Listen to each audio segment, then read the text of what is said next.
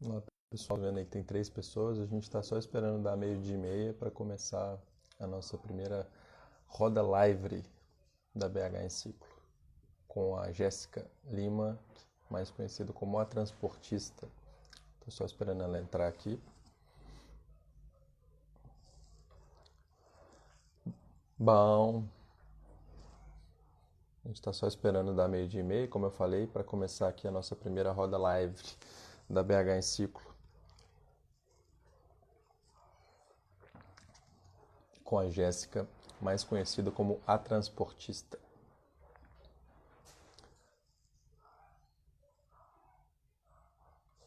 Esperar um pouquinho para a Jéssica chegar.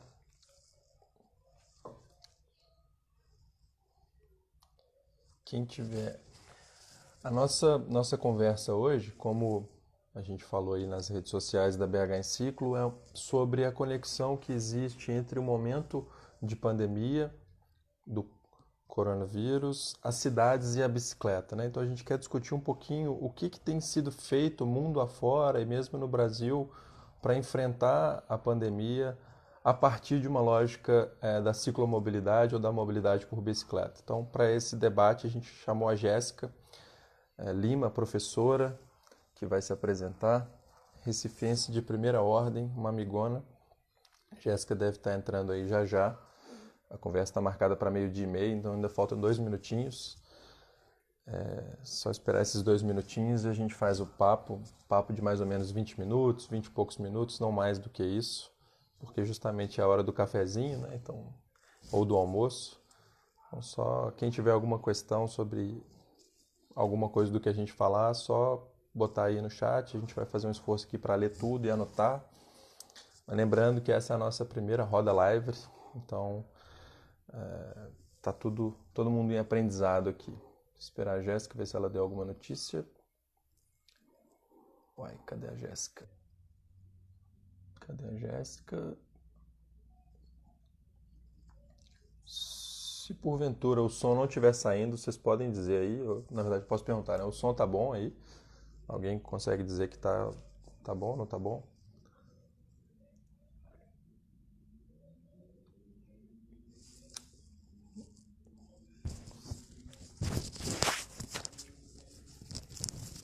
Obrigado, Isabela. Obrigado, Douglas. Aí, agora a Jéssica entrou. Bom, tá na hora da gente começar a nossa prosa aqui. Obrigado, Amanda.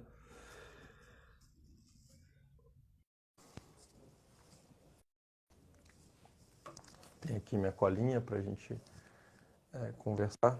Oi, Olá, Jéssica. tudo bom, Gui? Beleza, e você? Tudo certo. Vocês estão me vendo? Para mim a imagem está travada. Ainda tá carregando. Vamos ver assim, se vai melhorar um pouquinho. Não, ainda tá aparecendo você, mas tá carregando. Tá, então vamos esperar. É, não sei se é a minha conexão, se é a sua. Tá travado, Isabela. A gente tá só esperando um pouquinho aqui para ver se melhora. Deixa eu tentar botar no 3G, no 4G, em vez. Tá. Bom, o pessoal tá chegando aí. Hoje é a nossa primeira roda live da BH em Ciclo e a gente vai bater um papo com a Jéssica Lima, que é professora, sabe muito sobre transporte ativo, bicicleta e a prosa. Aí, agora tá funcionando, Jéssica.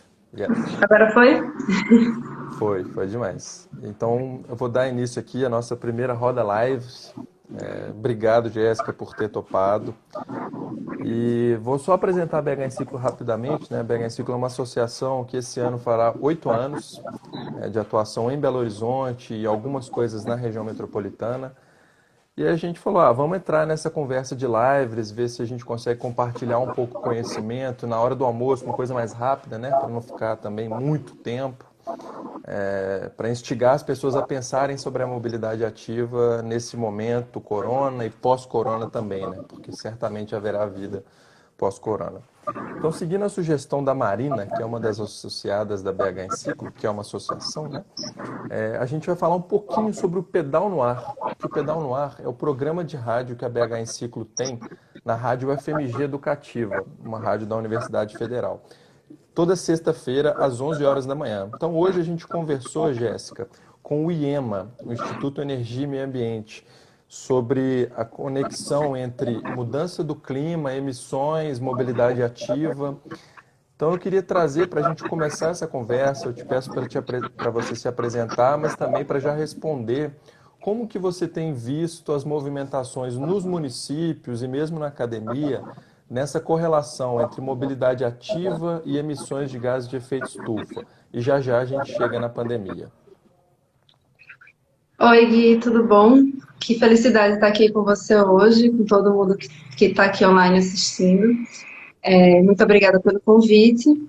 É interessante o pedal no ar, não conhecia, mas também é interessante que a gente se conheceu numa atividade em que o IEMA também estava presente, então é uma feliz coincidência. É verdade. Bom, existe uma relação, né, muito forte da poluição do ar com o uso de veículos motorizados. Então, também existe a relação do transporte ativo. Então, uma vez que você incentiva o transporte ativo numa cidade, você passa a ter uma poluição gerada pelo veículo maior. Se eu não me engano, eu postei outro dia um dado da cidade de São Paulo, que na cidade em si, o carro ele correspondia a 90% das emissões de gás carbônico. Então, assim, é um volume muito alto. E é o que a gente tem visto, né, assim, já puxando o gancho da pandemia, é que as cidades têm tido uma diminuição bastante significativa, já tem vários mapas que mostram essa diminuição, tanto por conta da questão do transporte rodoviário, mas também por conta da questão das emissões geradas pelo transporte aéreo, né? Então, isso também está bastante reduzindo drasticamente as emissões e as viagens pelo transporte aéreo também. Massa, Jéssica. Se você depois puder só dizer quem você é, né? O que você faz da Ai, vida, eu quem esqueci, que eu fui é essa agradecendo transportista, e o que... esqueci. Perdão, então vou lá. Desculpa, pessoal. Meu nome é Jéssica Lima, eu sou professora da Universidade Federal de Alagoas, sou doutora em Engenharia de Transportes pela Universidade Federal de Pernambuco. E tenho um Instagram chamado A Transportista, que vocês podem seguir, se vocês tiverem interesse. Tá?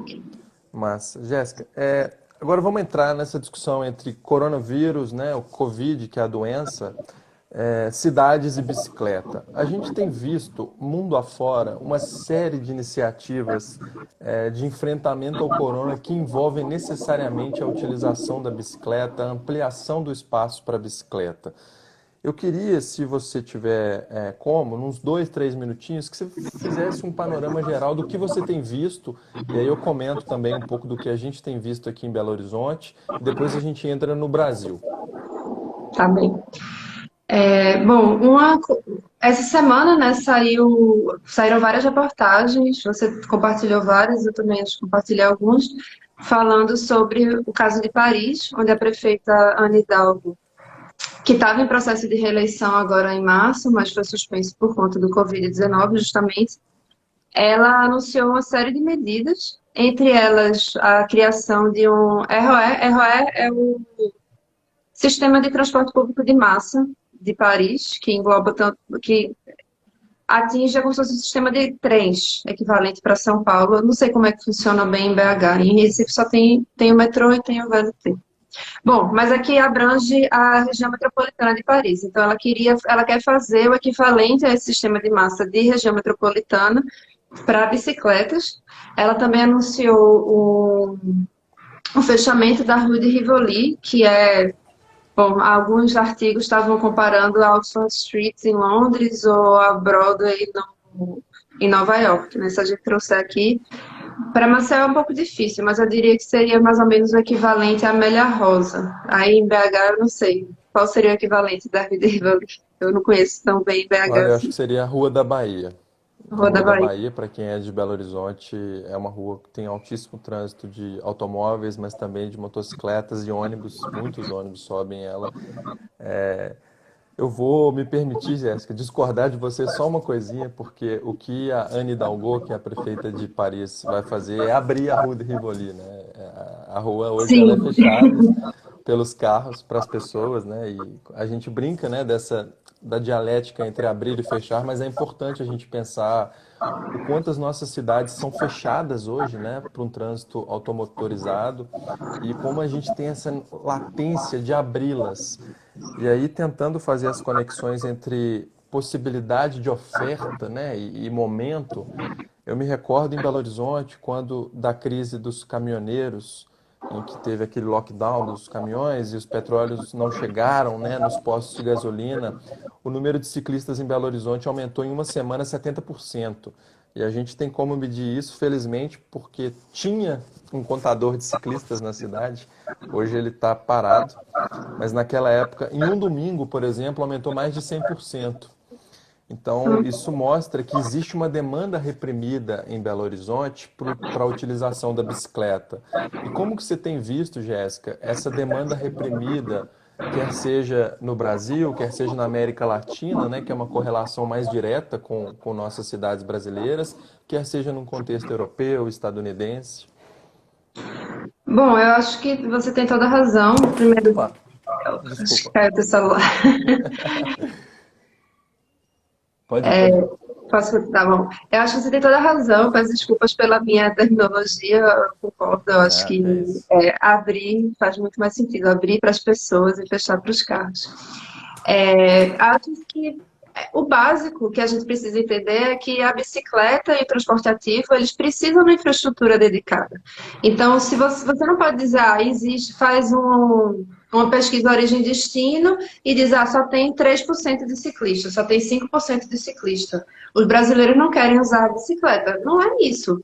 Não é assim que funciona. Primeiro você tem que fazer a infraestrutura cicloviária para depois os ciclistas aparecerem. Primeiro você precisa tornar possível e seguro para as pessoas andarem.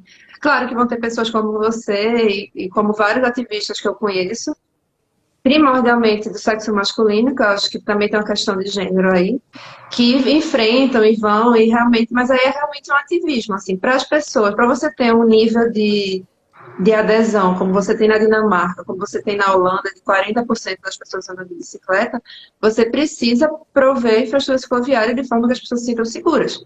E aqui na América Latina, infelizmente, é muito incipiente ainda, né? Você tem alguns casos, como Bogotá, que é um caso muito famoso, inclusive foi antes do que Nova York começou a fazer, aqui em São Paulo também tem no governo de Haddad, né, teve um incentivo em relação a isso, mas outras cidades, infelizmente, estão muito ainda amarradas. Quando você falou da questão da greve dos caminhoneiros, na época eu estava em Recife, e eu percebi isso lá. Eu não sei se os meninos da Amiciclo fizeram alguma contagem, mas eu lembro de visualmente perceber que tinha aumentado muito a quantidade de ciclistas.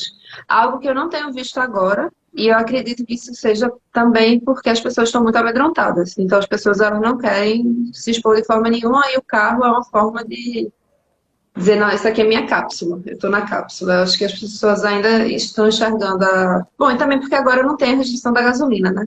Na época as pessoas não podiam andar de carro, que isso também é outra questão, né? Tem os incentivos que você dá. Então, a infraestrutura viária voltada para o carro é um incentivo, mas a gasolina, a disponibilidade de gasolina, o preço da gasolina, o preço que é utilizar o carro como outra questão, fazendo o gancho agora, já que eu falei dessa coisa do custo, uma questão muito importante para restringir o uso de veículos automotivos é a disponibilidade de estacionamento. E isso é outra coisa que a Anne Hidalgo, já que a gente vai falar com a pronúncia correta, tem feito, está propondo em Paris. Ela propôs remover 72% dos estacionamentos nas ruas, o que equivale a 60 mil vagas de estacionamento. Então, essa é outra questão que a gente raramente fala no Brasil, que no Brasil, geralmente a gente toma como em inglês fala for granted, né? A gente toma como parte da vida normal, assim. Não, eu tenho um carro, eu posso estacionar ele na rua. O que não é, ou pelo menos não deveria ser.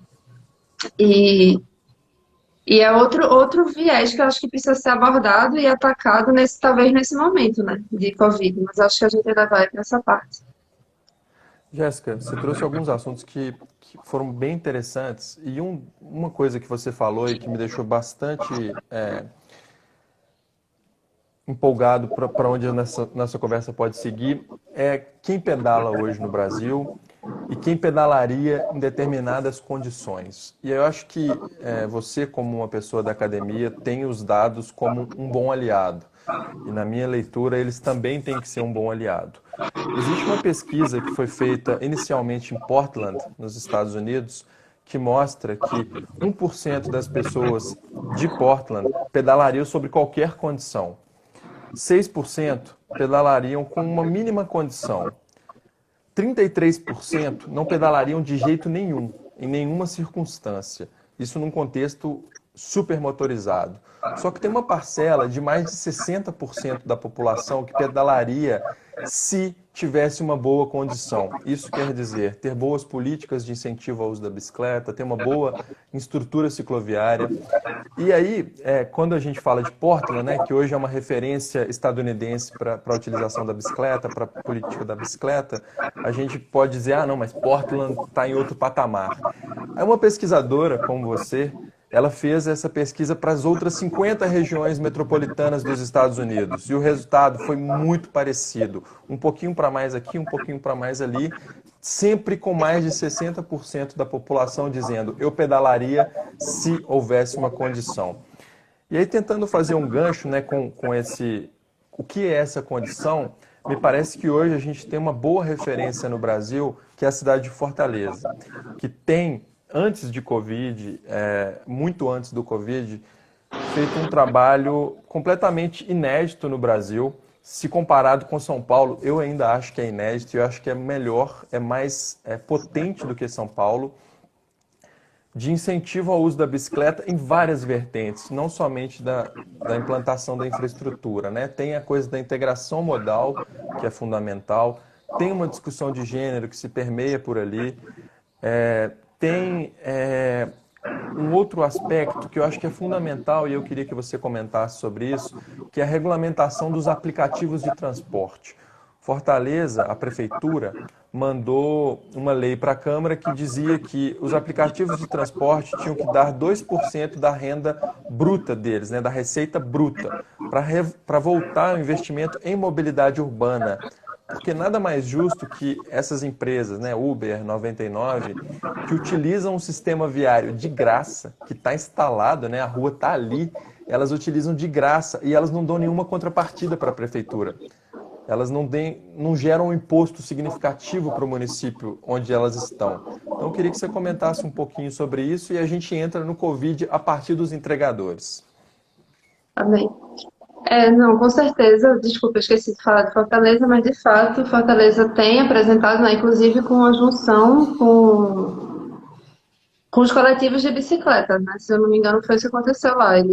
A prefeitura aceitou que as pessoas que já estavam envolvidas, já estavam tentando promover um transporte de bicicleta mais abrangente para as pessoas, que elas estivessem participando ativamente como atores na prefeitura. Sobre o aplicativo, eu acho sensacional, acho que deve. Inclusive, eu não sei como é que está agora, mas eu lembro que na época da implantação, o ISS ele ia todo para São Paulo. Então, não só eles usavam a infraestrutura, como todo o imposto ia para o lugar onde era a sede, porque eles diziam que não era um aplicativo de transporte, era um aplicativo de conexão, de rede, sei lá o que não é verdade. Mas a desculpa que eles usavam era essa para justamente driblar, né, as regulamentações existentes. E, bom, sobre isso que você falou da pesquisa, eu não conhecia essa pesquisa. A de Portland eu acho que eu já li, não sei se foi no Bikeonomics, talvez. Uhum. Mas essa dos 50 estados eu não conhecia. Depois eu peço, alguém pediu aí para você mandar, eu também quero. Foi a Priscila. Mas eu tenho uma experiência pessoal que eu acho que mudou minha vida, assim, mudou o rumo da minha vida, que foi com 16 anos eu fui morar na Dinamarca. Eu fiz um intercâmbio no ensino médio na Dinamarca e assim que eu cheguei lá, a primeira coisa que fizeram foi me dar uma bicicleta. Eu sabia andar de bicicleta, muitos brasileiros que chegavam lá não sabiam andar de bicicleta e isso era um problema para eles. Eu sabia andar de bicicleta, mas eu andava de bicicleta assim, na fazenda dos meus avós, chão de terra. Eu nunca tinha andado na bicicleta no meio da rua com os carros dividindo. Com toda a segurança que tinha lá, no começo eu fiquei um pouco insegura, mas depois eu ia para a escola todo dia, pedalava 14 quilômetros. E viajava de bicicleta. Com 16 anos eu fazia isso. E para mim, isso foi uma experiência de liberdade absurda, porque com 16 anos no Brasil, sendo de classe média, eu ou ia de. Meus pais me levavam para lugares e eu ia de carro, de táxi. E era, assim, muito restrito. Às vezes eu pegava um ônibus, mas era muito restrito os lugares para onde eu podia ir. E na Dinamarca eu tive essa experiência de, poxa, eu tenho liberdade, eu posso ir para onde eu quiser, do jeito que eu quiser, é seguro. E é gostoso andar de bicicleta assim. E eu acho que, assim, eu só fiz isso porque de fato lá era possível fazer isso. Aqui no Brasil eu nem pensava. Eu acho que essa coisa tem mudado, né? Eu tenho visto muito mais jovens nas ruas, até por conta da coisa do. Enfim, tem havido um pouco de incentivo lá em Recife. Tem a campanha da bicicleta no domingo, que as pessoas conseguem fazer deslocamentos maiores, porque a rua fica aberta para as bicicletas e fechada para os carros. E aí eu vejo alguma coisa mais nesse sentido. Mas é isso, eu acho que para que as pessoas possam. E bom, como você provou, né, como essa moça dos Estados Unidos provou, de fato é necessário ter infraestrutura e a gente precisa brigar nas prefeituras para que isso aconteça. E esse momento que a gente está vivendo é essencial e o Brasil não está fazendo nada até agora eu pelo menos não vi nenhuma, absolutamente nenhuma prefeitura atacando nesse sentido. E acho que a gente precisa se movimentar para cobrar isso, porque é um momento essencial. Inclusive, a Dinamarca e a Holanda, elas implementaram a infraestrutura ferroviária delas justamente no período de crise, que foi a crise do petróleo na década de 70. Então, acho que a gente precisa se agarrar nesse momento e lutar para que, de fato, faça, já que tem 50% menos pessoas nas ruas, então aproveitar esse período para fazer essas modificações, como Paris está fazendo, como Nova York e Bogotá estão fazendo momentaneamente, mas já indicaram fazer, como Milão disse que ia fazer também, né? Jéssica, eu acho que você trouxe um ponto fundamental. Que é a produção do espaço urbano, né? Como que as cidades chegaram onde elas estão hoje? Não foi da noite para o dia, né? É um processo histórico. E eu acho que quando a gente lança luz a esses processos históricos para tentar entender o que aconteceu nessas cidades, é fundamental para a gente compreender o caminho que elas levaram adiante para chegarem onde elas estão. Quer seja uma coisa mais interessante para alguns, menos interessante para outros. E aí você citou o caso de Dinamarca e Holanda, né? Que desde a década de 60, no movimento de contracultura, na segunda metade da década de 60, esses países começam a se mobilizar numa efervescência muito grande de ir para a rua e usar um verbo que eu adoro, que é reclamar a rua, né? E isso vem se acumulando ao longo de 50 anos, 60 anos nesses países. Então, quando você cita esse momento da pandemia como uma boa oportunidade da gente reclamar a rua para a mobilidade por bicicleta, para a mobilidade a pé, eu acho que você tem toda a razão. E aí eu queria que a gente entrasse um pouco mais profundamente no que está acontecendo no mundo para que a gente consiga dar materialidade às ações, né? Não é ficar no campo da utopia, seria bom se... Não, já está sendo e pode ser muito mais e pode ser muito bom. Então você citou aí, né, em algum momento Paris, você citou Milão, você citou Bogotá. E eu queria ir para alguns outros lugares, né, que não tem tanta cultura da bicicleta. Então a gente tem, por exemplo, uma cidade chamada Bucaramanga, na Colômbia. É uma cidade de 500 mil habitantes, não é uma cidade pequena, em que vai se instalar novas ciclovias temporárias agora, durante o coronavírus, e ela vai voltar com um sistema de bicicletas compartilhadas, que como Belo Horizonte, a cidade de Bucaramanga perdeu esse sistema. E não sei se faz muito sentido para todo mundo que está nos assistindo, quando a gente fala de bicicleta e corona, pode parecer algo supérfluo, mas é pelo contrário. A bicicleta, pelo potencial que ela tem de uma pessoa circular sozinha, mas com uma autonomia muito grande, com uma eficiência muito grande, ela é uma ótima resposta, nesse momento, à substituição de boa parte das viagens no transporte coletivo. E, obviamente, quando a gente fala de transporte coletivo, está falando de aglomeração. Então, é por isso que essas cidades têm incentivado tanto a utilização da bicicleta mundo afora, né? Não só na Europa, longe disso. A gente tem Estados Unidos, né, que é um país super do carro, né, hiper do carro, talvez o país mais do carro do mundo, que tem várias cidades que estão fazendo coisas incríveis para promover a mobilidade por bicicleta, para aumentar o espaço da bicicleta, para aumentar o espaço de quem anda a pé, porque, por exemplo, a gente tem as cidades brasileiras com calçadas desse tamanhozinho, né? Então as pessoas vão ter que cruzar uma do lado da outra arrastando. Quando a gente fala de tirar um espaço do carro, é porque a cidade, gente, é um jogo de soma zero, né? Se você tira um espaço de algum lugar, você tem que colocar em outro. Se você quer colocar em um, você tem que tirar do outro. Então, hoje, quando a gente fala de tirar o espaço, Jéssica, a gente está falando do carro. Como que você tem visto toda essa repercussão da mobilidade por bicicleta mundo afora, quer seja no combate ao corona, quer seja na redução das emissões para evitar uma outra crise, né, que na minha leitura é muito maior, que é a crise da emergência climática, que está aí já. Eu acho que, na verdade, a crise do corona, ela faz parte de uma crise que é isso que você falou, uma crise maior que é gerada pelo sistema capitalista que a gente vive de exploração de tudo. Então, a gente vive num momento que a gente está explorando absurdamente o planeta, tirando todos os recursos, viajando feito louco, assim, viajando muitas vezes fazendo viagens desnecessárias e viajando de carro, às vezes sem ter necessidade também. Consumindo muito, né? Então, o corona fez a gente ver que muitos dos nossos consumos não são essenciais e que a gente pode, enfim, repensar um pouco a nossa forma de vida e o nosso sistema produtivo também. E assim, a gente nasceu dentro do capitalismo, mas o capitalismo tem 200 anos, né? Antes tiveram outros sistemas. Não significa que o capitalismo vai acabar hoje, mas também não significa que ele vai durar para sempre. Então, é possível a gente pensar outras formas. E outras formas mais sustentáveis, porque a gente só tem um planeta. E falando disso, também passa pelo transporte.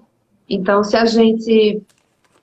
Você falou dos Estados Unidos, eles têm feito alguma coisa para sanar o dano que eles fizeram em construir praticamente todas as cidades deles voltadas para o automóvel, mas ainda é assim. Você vai na cidade do meio oeste americano, é tudo para carro, não tem calçada.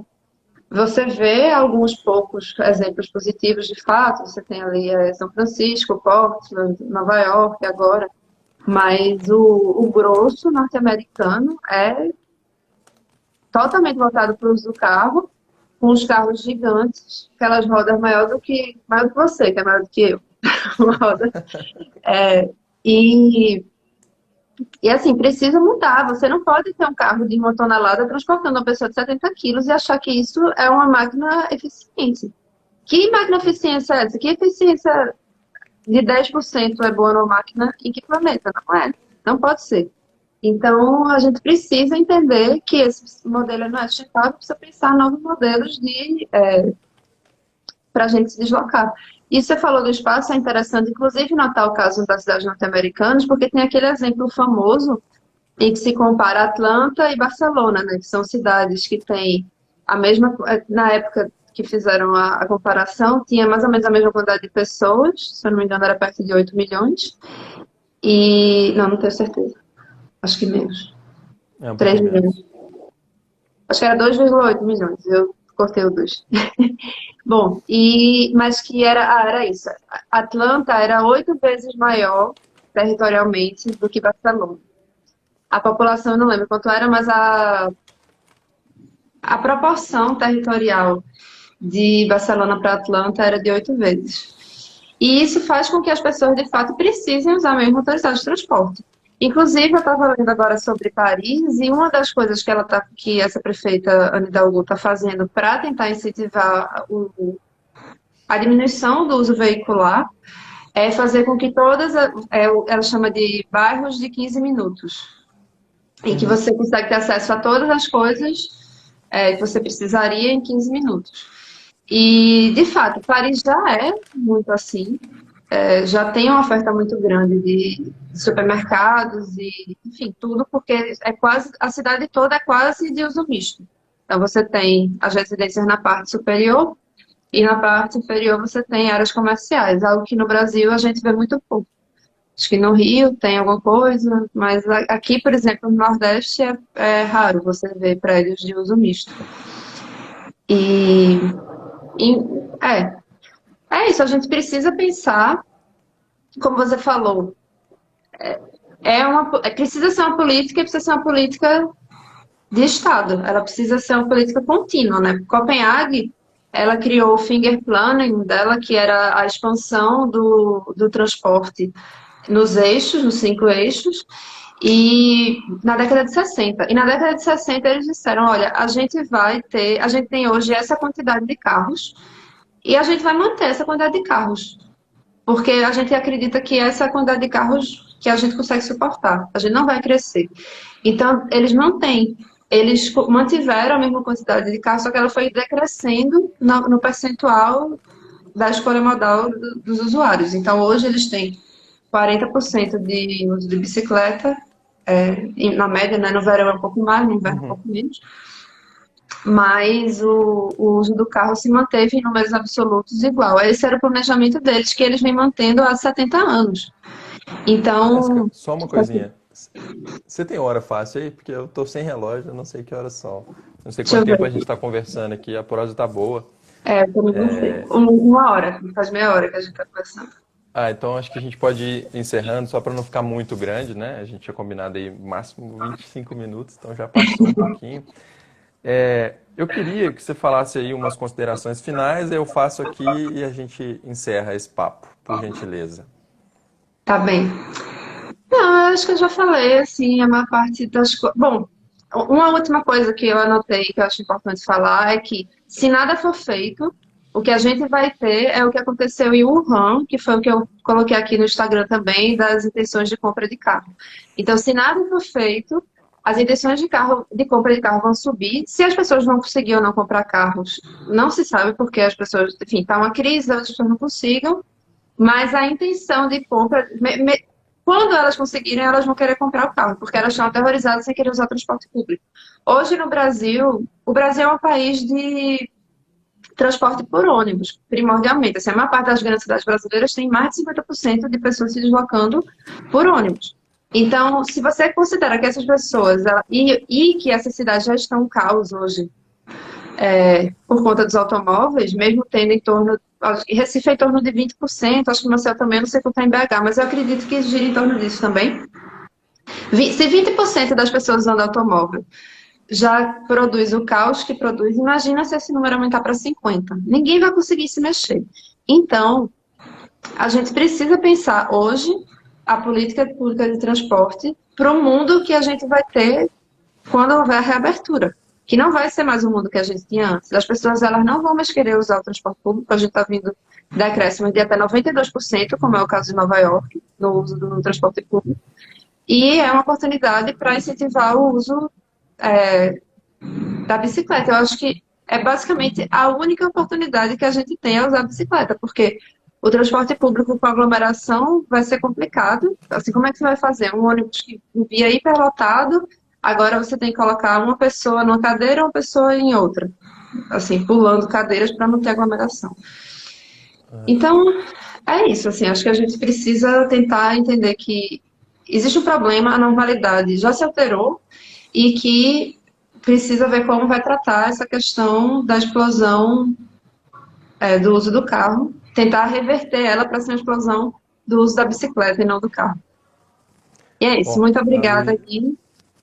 Foi valeu, ótimo Jéssica. ter essa Eu vou conversa. falar mais um pouquinho aqui, e a gente vai encerrando. Tá Obrigado a bom. Luísa, que mandou uma mensagem aí dizendo que a discussão é muito pertinente.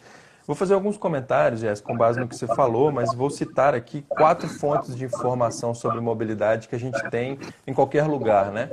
A primeira é o Movit, pelo site deles. A segunda é o Google, se você buscar lá Google Mobility Corona, alguma coisa assim. Infelizmente, o dado do Google é desagregado por estado, ou seja, a menor informação que você tem é do estado, mas tem do Brasil também. A gente tem da Apple, que tem umas informações bem legais também. E o mais desagregado que a gente tem por cidade, algumas cidades da América Latina, é o BID. Então, se você entrar no site do BID, tem várias informações bem relevantes sobre mobilidade que ajuda a gente a entender um pouquinho o que está acontecendo no transporte coletivo, na mobilidade a pé em algumas cidades, enfim. Para a gente ir fechando aqui, né, com um pouco mais para o alto, né, a energia que essa oportunidade da pandemia nos trouxe de ter, de fato, uma mudança abrupta na forma como as nossas cidades são produzidas. E é isso, né? A Jéssica falou, o transporte coletivo vai enfrentar talvez o maior colapso da história dele, né? É, até, até onde se sabe. E a gente tem essa oportunidade de pensar de fato a bicicleta. Mas não é, a gente não está falando de bicicleta para alguém que mora a 30 quilômetros de onde trabalha, 20 quilômetros, ou para uma pessoa com deficiência. A gente está falando daqueles 60 e poucos por cento de Portland que diriam, eu topo ir de bicicleta desde que. E o desde que é o quê? São, por exemplo, a Prefeitura de Paris está dando 50 euros para todas as pessoas fazerem, que quiserem, né, fazerem a manutenção das bicicletas agora. Para quê? Para elas poderem utilizar a bicicleta quando o lockdown, né, o fechamento da cidade passar. Outra iniciativa que a gente tem visto por aí, considerar as oficinas e as lojas de bicicleta como essenciais. Porque a partir do momento que a gente fecha isso, a gente está dizendo, isso não é essencial. E se a gente quer, de fato, que as pessoas tenham bicicleta e utilizem a bicicleta, as lojas, as oficinas são fundamentais, né? Porque as bicicletas precisam de manutenção. E uma outra coisa que está acontecendo em muitos lugares é o que a gente já comentou aqui algumas vezes, que é a abertura de ciclovias temporárias que podem se tornar no futuro permanentes, mas para potencializar a utilização da bicicleta agora, durante a pandemia. E infelizmente, como a Jéssica disse, nenhuma cidade do Brasil se despertou para fazer essa discussão do mundo pós-pandemia a partir da mobilidade urbana. Não adianta a gente querer que a economia seja pujante se as pessoas não vão entrar no ônibus ou vão entrar e ter um altíssimo risco de contaminação. Não adianta a gente querer que a economia seja cresça tanto se ela continuar dependendo do petróleo para chegar adiante, né? Essa discussão sobre mudança do clima a gente está fazendo lá no Pedal no Ar, né, que é o nosso programa de rádio, e é fundamental. E aí, para quem é de Belo Horizonte, fica um convite, um chamado, né, para a gente pensar como o nosso plano diretor, que foi aprovado no ano passado, tem um potencial de transformar Belo Horizonte em uma cidade muito mais agradável. E como o nosso Plan Bis, né, que foi aprovado pelo prefeito, também tem essa condição de transformar BH numa cidade convidativa, para quem pedala, para quem caminha. E aí eu vou terminar tentando desconstruir essa palavra convidativa, que é com vida ativa, né? Então, se a gente não tem essa vida ativa nas nossas cidades, elas vão continuar doentes como elas estavam antes do corona. Hoje, a nossa sociedade está doente, as pessoas estão morrendo, mas as nossas cidades, elas estão voltando a ter vida, voltando a ter cor, tirando aquele cinza da poluição. Mas a gente pode ter vida como sociedade, a gente pode ter vida na cidade. Então, não é preciso que a gente adoeça e a cidade fique bem, ou que a cidade adoeça e a gente fique bem. Se a cidade está doente, a gente está doente. Se a gente está doente, a terra vai continuar aí. Mas a gente precisa estar bem para viver a vida que existe, né, pós-pandemia. E a gente só vai conseguir viver uma vida de fato que não mate, por exemplo, 7 milhões de pessoas por conta da poluição do ar, se a gente discutir o que é a poluição do ar. Se a gente discutir o que são os migrantes por conta da emergência climática. Os riscos que a gente tem hoje, eles são muito maiores do que a pandemia.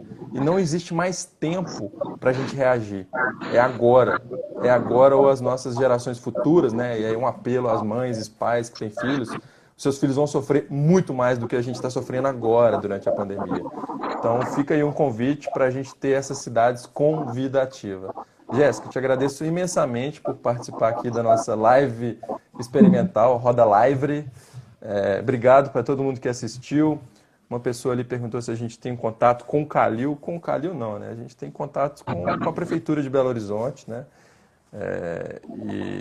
Obrigado. Sexta que vem a gente vai tentar fazer mais uma live com outra pessoa aqui onde eu estou e outra pessoa aí onde a Jéssica está, para dar mais diversidade, para dar pluralidade, para falar de outras coisas, de outras formas, né? Porque eu e você temos uma forma de falar, mas quem virá tem outra forma de falar, que pode ser bem mais legal, bem menos legal, enfim.